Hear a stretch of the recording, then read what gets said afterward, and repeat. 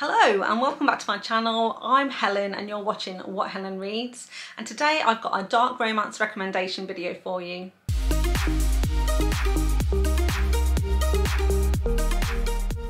So in terms of a dark romance definition, so it's a sub-genre of romance novels with darker themes and mature content, and often they come with trigger warnings, morally grey characters and plots riddled with trauma and violence. And the popular tropes within the romance genre are mafia, stalkings and kidnappings. So like I said, I absolutely love a dark romance. My favourite is mafia romances. I absolutely love a mafia romance, and within a mafia romance generally you do get a lot of stalkings, kidnappings, arranged marriages, that sort of thing.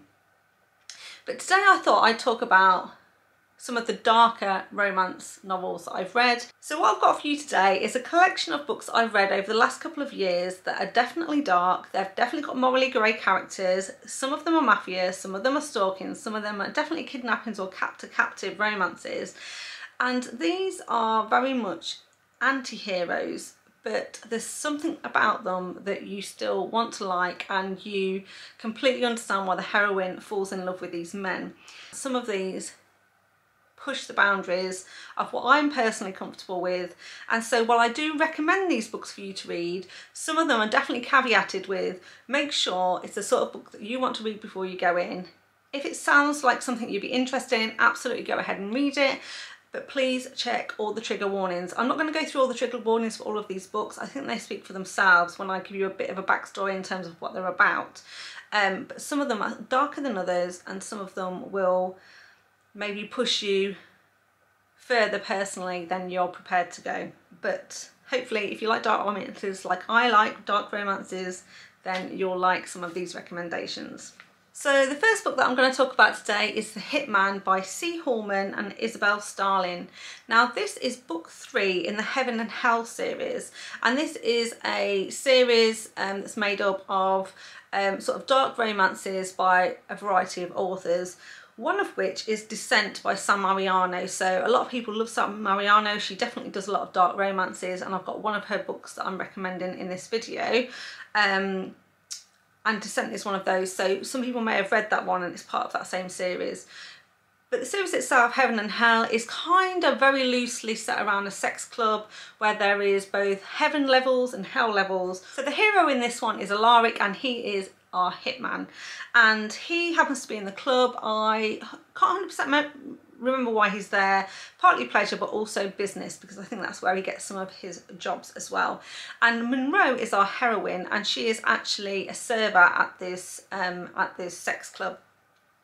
Now her first meeting with Alaric is to witness him murdering someone. He is obviously there to do a job and he kills someone in front of her, and Alaric knows that really he should kill her to tie up loose ends, but he decides he's going to tie her up instead, and indeed he basically kidnaps her, keeps her captive, takes her back to his house.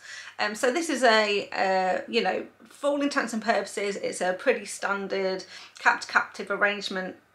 The twist with this one though is that Alaric has some very kinky and deviant sexual urges, one of which is that he likes to drug his women so that they're paralysed but still awake, and then have sex with them. So this is where this particular book is a dark romance. The premise is very much a dark romance, but I think it edges towards something that is like a little bit uncomfortable to read, a little bit different to some of the other kinks that you might read in other romances, and really pushes the boundaries of your own moral compass in terms of what is acceptable, or how the heroine could fall in love with somebody who wants to do this to her. So the next one I want to mention is Take Me With You by Nina G. Jones. So in this one we're following the hero, or the anti-hero I should say, the villain, Sam, and the heroine is Vesper. Now Sam is a very dark, grey, morally grey, well not even morally grey really, he's morally black hero, and he is a stalker, and he likes to watch couples, families, people, find out everything he can about them, invade their homes, kind of terrorise them so that they know someone's stalking them, things are being moved or taken from their house, and building up to him breaking into the home absolutely terrorising the couple with the aim really to ruin their lives. Now he's got his eye on Vesper, and he's been watching her for a while. Again, he started to follow her around. She feels that there's eyes on her. It's very, very sinister and not very nice. And one night he witnesses, because while he's watching out in the bushes, watching what's going on, her boyfriend proposes to her and she says yes. And this kind of really escalates his timeline in terms of when he's going to go into the house, and he decides to like kind of go in almost unprepared to ruin their happiness and make their lives a misery. When he gets inside the house though, he kind of ties up the boyfriend, takes her into another room, but what he doesn't realise is that her brother is in the house, and she's got a disabled brother, and she is very scared for her brother that this man is going to hurt him, and so she begs him and says, please don't hurt me, please don't hurt my brother, in fact take me with you. So this is where the title of the book comes from, and she says take me with you. And so from what happens from there, he actually does take her with him. He keeps her hostage in a shed in the woods near to where he lives, and he at first really doesn't know what to do with her because he's never taken someone before, and it's about basically him holding her hostage for a very long time. She's actually with him for several months, and how he you know, keeps the hostage, comes to terms with what he's done, but very much doesn't want to hurt her, and over time how they kind of develop a relationship. And for her it's very much like, you know, similar to Stockholm Syndrome in a way, because at first she's completely terrified of him and doesn't want him to, you know, turn up, come into the shed, but equally it's very, very lonely and boring without anybody with her, and so she starts to long for the moments when he comes to bring her food, him to bring her some form of entertainment like books and music and things, and she starts to really look forward to the time that they spend together. So I think this is, like I say, a very dark book. It's got some really dark themes because she is held hostage by him, but equally it's really, really well written, and you can really see how they develop a relationship and how she comes to rely on him and want to be with him, and how ultimately this becomes a romance. Okay, so then the next one I want to recommend is Beast by A Zavarelli, and I've spoken about this one before in my Beauty and the Beast retellings. This is very, very dark Beauty and the Beast retelling, and this is book 1 of the Twisted Ever After series. So in this one, Javi is our hero and Bella is our heroine. Javi's backstory is that he had a very difficult childhood where his mother was brilliant but crazy and did some awful things to him, and he was rescued by a government agency and taken to a school where they trained children to become assassins. And he has an FBI handler, I guess. I don't know if he's in the FBI, but some sort of government bodied handler who kind of like looks after him and becomes his father figure. Now this handler is the father of Bella. Now when Bella's dad goes missing, she tries to find out where her dad has gone and what's happened to him, and this brings her very much into Javi's path. And Javi takes the opportunity to kidnap her, and at first he decides he's going to keep her in this room and tortures her, and he literally does torture her, psychological torture, making sure that she gets very little food and water, that strange music is played until she's going crazy. He makes her kneel on broken glass for long periods of time. Really, really isn't nice to her at all. But again, very similar to Take Me With You. It's a very interesting read and brilliantly done in the sense that she almost comes to rely on him, care about him, want to be with him, even though he's done all these terrible things to her. And, you know, how they kind of forge this relationship out of something very, very dark and twisted. So if you like a Beauty and the Beast retelling and you also like a dark romance, I would highly recommend Beast by A Zavarelli. I'd really give it a go. So then the next one I want to recommend is Kristoff by Measha Stone, and this is a novella. It's also a standalone, and the heroine in this one is Maggie, and she's a journalist, and she's been researching and trying to get the scoop on the Davidoff family. They're a crime family and they're very much into human trafficking, sex trafficking. And of course, by investigating them and trying to find out what they're doing, she very much puts herself into their path, very much puts herself into danger, and ultimately they decide to eliminate the danger by taking her captive and forcing her into their kind of sex ring. Now the hero in this one is Kristoff, and he's actually her trainer. So his job is to train the women that they kidnap to become sex slaves, sex workers, and so she is exposed to some pretty horrific things. This book, although I said at the beginning that I wouldn't talk about the triggers for all the book, I will say that this book has some extremely violent sexual content in this. So I would definitely raise the trigger warnings. If this is something that you don't want to read about, then absolutely don't pick this book up. It is pretty horrendous in terms of what happens to her. Because this is a novella, it is very insta-lovey. Kristoff very quickly realises that she's special, that he wants to be with her, he becomes obsessed with her, but he's kind of stuck training her and he's in a very precarious situation himself. So it's quite interesting the way the book plays out. There's some really interesting plot twists and turns in this book. So ultimately it is a romance, so they do get their happy ever after, but it's not straightforward, and like I've said, some very dark and violent things happen to the heroine before we can come out on the other side. So the next one I want to recommend is Untouchable by Sam Mariano, and this is a pretty long book. It's nearly 500 pages, but worth every single page and whizzes by when you're reading it. So don't let the length of this book put you off. It's also a bully romance and set in high school, so it's sort of like, you know, young adult and a bully romance. Now this is pretty well known. A lot of people really love Sam Mariano, and Untouchable is a lot of people's favourites, and I would agree. I really like this one. It's slightly different from the other ones I've suggested. It's not captive, it's very much a bully romance and a bit of a psychological thriller in a way. So in this one we're following Carter Mahoney, and he is the star quarterback in his high school, and basically football is everything to the town that they're in, and therefore the football team can do no wrong. And then we have Zoe, who is a bit of a nerd in school but has been harassed by another football player, and she's reported him, and as a result he's been suspended from the team and isn't able to play in his sort of final year at high school. And this very much puts the whole school against her, including the football team.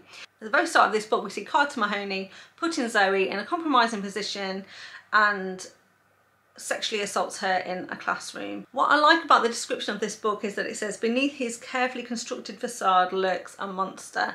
And it's kind of true in a way, but also not true in a way. So he very much comes across as a psychopath.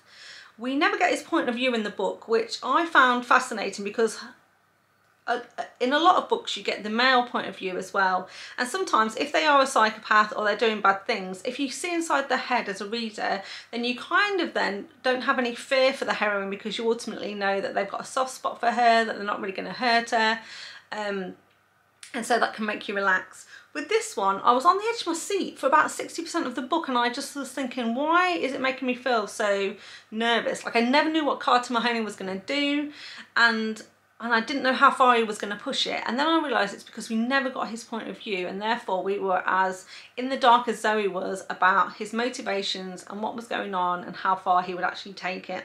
So I thought it was really well done, really well written because of that. And also, as we progress through the book, we realise that maybe Carter isn't as psychopathic as we thought he was, and there's more going on to his backstory and what motivates him. But what I really liked about this, like I say, was the psychological element. He's very much a hero that will do anything so that he can get his own way. If he wants something, he will absolutely make sure that he gets it, and he's not afraid to bully, manipulate, and threaten someone into doing what they want to do. So there's a couple of standout moments in here where he wants her to go out with him to a party, and she absolutely says no, she doesn't want to go. She said, "You're not going to get me there, I'm not going." But what he actually does is lures one of her friends to the party instead, and then pretty much threatens that he's going to sexually assault the friend unless she comes to this party. So she kind of has no choice but to go. So like I said, it's kind of like one of those things where he'll do anything to get his way, even if it means threatening somebody else. And also, he's like a bit of a charmer, because there was one moment as well where she has a couple of days off school. He goes around, he knocks on the door with some soup, and he's really nice to the mum, and then mum's completely won over by this guy that's coming to the house and bringing her daughter soup. But you know he's doing it in a very sinister way, i.e. I can come into your house whenever I want, I can completely fool your parents, I can do whatever I want, and you're not going to be able to stop me. And it very much reminded me of that film Fear, which is quite an old film now. It's a film called Fear with Mark Wahlberg in it, where he starts off as the absolutely idyllic boyfriend, really, really nice, very, very charming, takes her on nice dates, and over time absolutely becomes a completely and utter psychopath.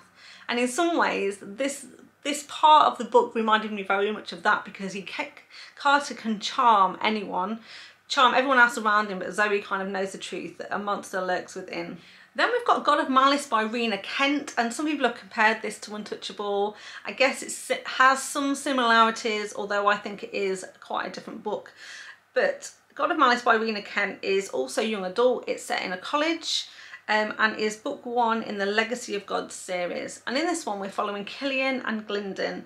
Now, Killian is a true psychopath. So unlike Carter Mahoney, who comes across like he's a psychopath but actually isn't, Killian is a true psychopath. And Glyndon first meets Killian when she is about to throw herself off a cliff. She's thinking that she's going to commit suicide, and she's about to throw herself off a cliff, and Killian comes along and stops her. But instead of like completely rescuing her, he kind of holds her over the edge and gives her a choice that she can either be rescued by him and give him a blowjob in return, or he's going to let her go and she can fall to her death.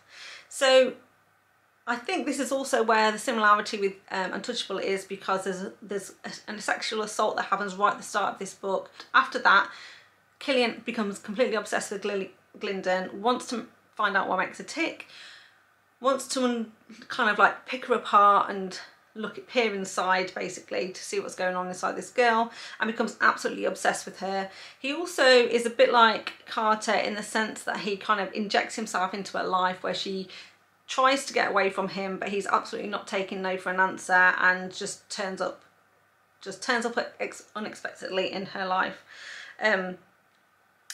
But where it differs from Untouchable is, like I say, because Killian is a true psychopath. He is a psychopath to the end, but also throughout this book we get his point of view, so we do get to see his motivations, get to see what he's thinking, get to see what his plans are, and kind of know that although he's got some very dark plans for our heroine, he's also doesn't want to hurt her, and over time develops feelings for her. He doesn't understand them.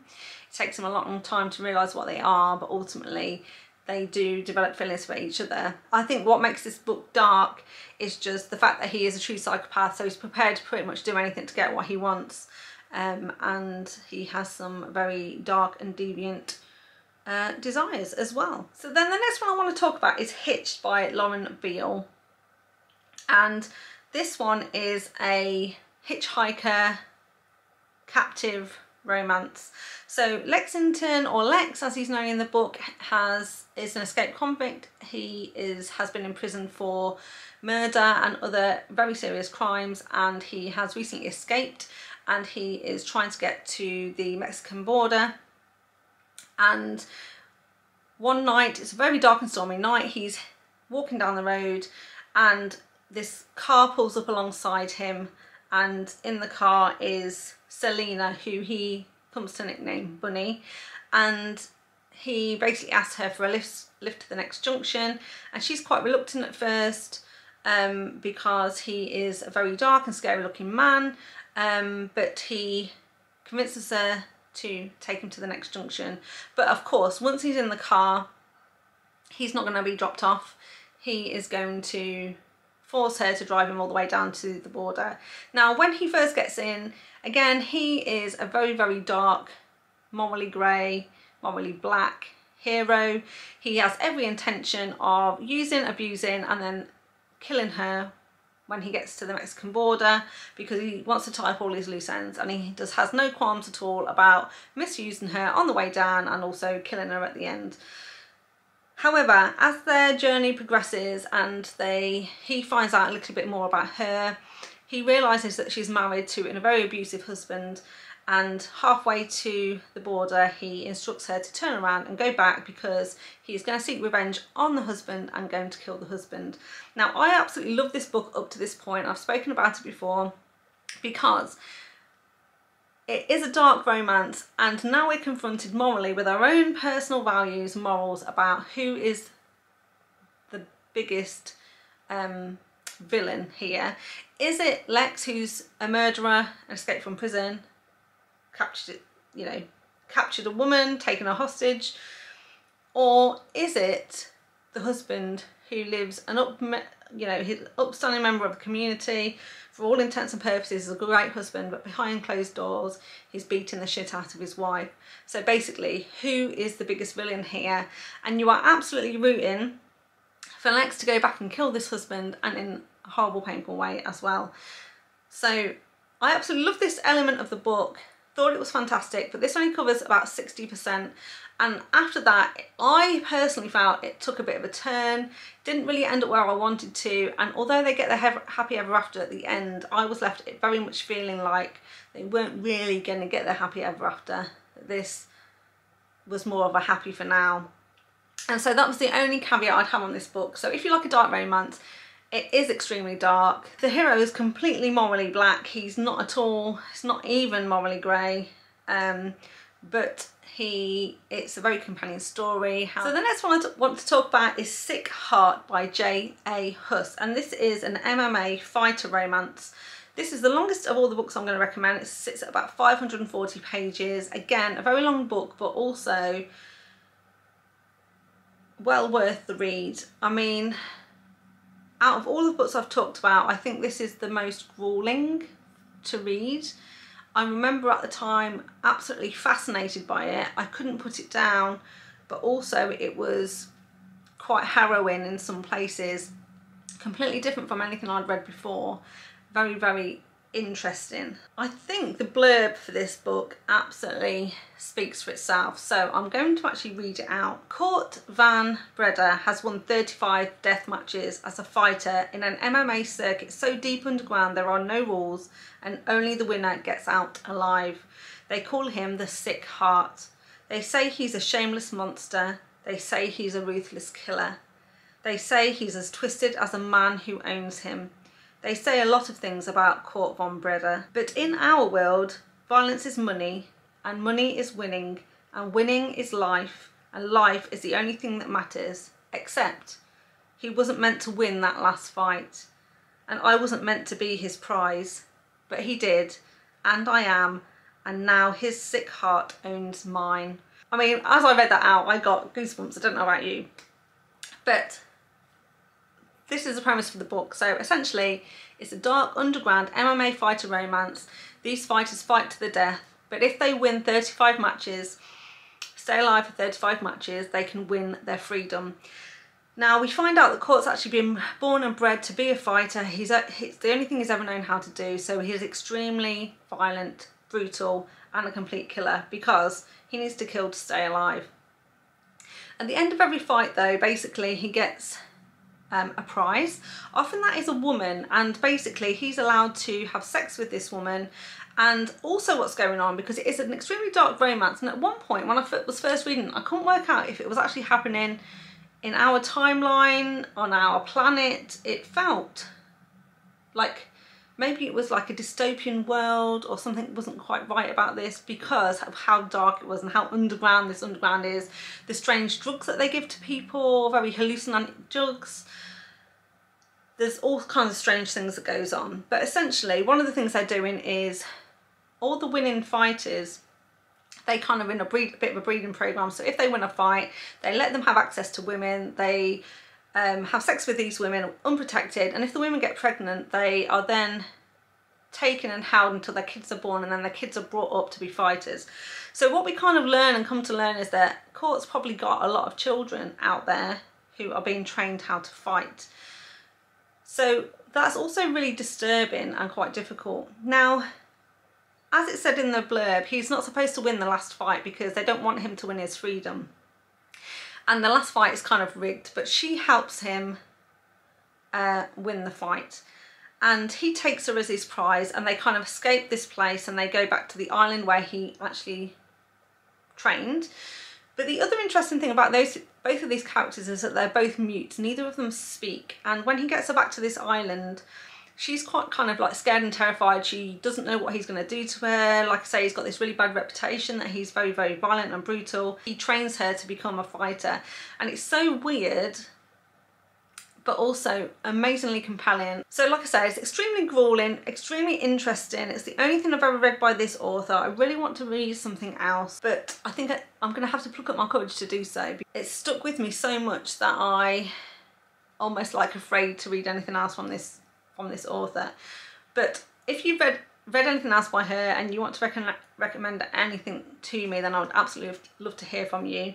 But I thought it was fantastic. The last book that I want to recommend, I actually have a physical copy of, which is very rare for me, but it is Still Beating by Jennifer Hartman. And again, a slightly different type of dark romance to some of the others I've recommended.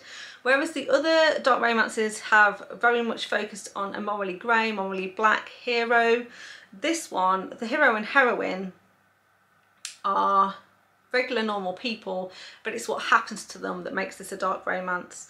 So in this one we're following Cora and Dean. Now Dean is engaged to Cora's sister and they've known each other for many years. Dean's been seeing her sister since they were teenagers, so he's very much part of the family, and they've kind of got a bit of a love-hate relationship, Cora and Dean have. Since they've known each other, they've kind of played tricks on each other, played pranks on each other, wound each other up.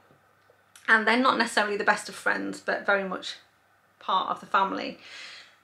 Now, Cora's sister has a birthday party, they're out having some drinks and they all go home apart from Cora. And then Cora decides she wants a lift home and rings Dean, and Dean comes to pick her up. Now on the way home from the pub, they're pulled over to the side of the road by what they think is a police officer, but it turns out to be a serial killer, I guess, and he, with the intention of kidnapping them, keeping them hostage, putting them into a basement with a very, very sinister aim of getting them to fall in love with each other, and then he's going to kill them. And so what happens to them in this basement is very, very difficult. They're forced to be part of some very dark experiences. Cora is sexually assaulted in here, and so it is quite difficult. So probably the first sort of 40% of this book is very much part of them being held captive. Now they do manage to escape and they get out, and then the rest of the book is about what happens to them after they get out, how their relationships in the real world are very much affected, and how they have come to rely very much on each other. So like I said, this is very much a dark romance. It is absolutely fantastic, would highly recommend, but something slightly different from the others that I've recommended, because Dean in here is absolutely a fantastic hero, and it's more the situation that they're in that is the dark element of this romance rather than the characters themselves. So like I say, I would highly recommend. So there you have it. They are all my dark romance recommendations, all something slightly different, dark in different ways, but these are some of the darkest romances that I've read that really pushed my own personal boundaries about what I could accept in a dark romance, what I enjoy reading about, and some of these are very challenging. Like I said, some of them are quite grueling to read in parts, but all of them have their own unique quality, something extremely interesting about each one of them, and I would highly recommend. So I hope you enjoyed that. If you like this video, please give it a thumbs up. If you want to recommend any dark romances to me, please leave those in the comments down below. And if you would like to see more content from me, please remember to subscribe to my channel. Thank you very much for watching, and I'll see you next time. If you want to recommend any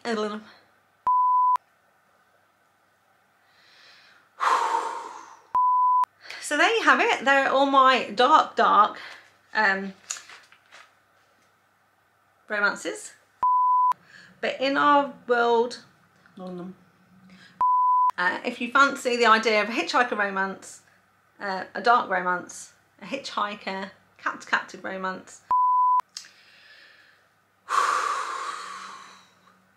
talk too fast. Please check the trigger warnings on this one. And ultimately, it is a romance, so they do get the happy. So the heroine. So the first one I'm going to talk about today is the Hitman, and the Hitman is by, who's it by?